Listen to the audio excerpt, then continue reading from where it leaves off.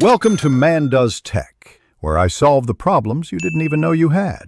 Start with impeccable raw materials and the right proportions so every bite tastes intentional. Use 60 grams of high-quality cocoa powder and 100 grams of sugar.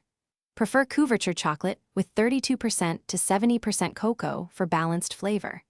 Add 1/4 teaspoon fine salt to enhance sweetness.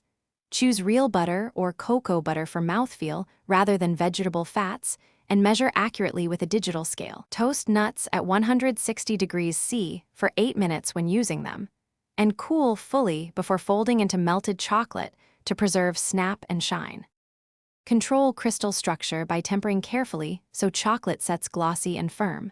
Temper chocolate to 31 degrees C for dark and 29 degrees C for milk chocolate.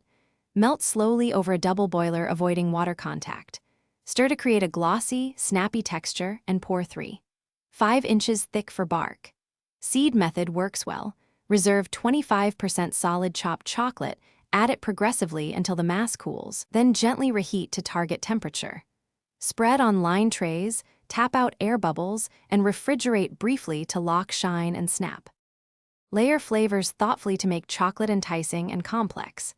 Add 1 teaspoon vanilla, 1/2 teaspoon instant espresso, or 25% chopped nuts by weight. Use citrus zest or 3 grams sea salt flakes for contrast. For spice, fold in 1/8 teaspoon ground cinnamon or a pinch of cayenne for depth. When making ganache, heat cream to 85 degrees C before pouring over chocolate for a silkier emulsion, then cool to 25 degrees C before whipping or glazing. Store at 15 degrees C to 18 degrees C in airtight containers.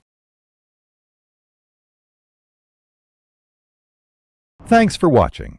If you found this helpful, don't forget to like and subscribe.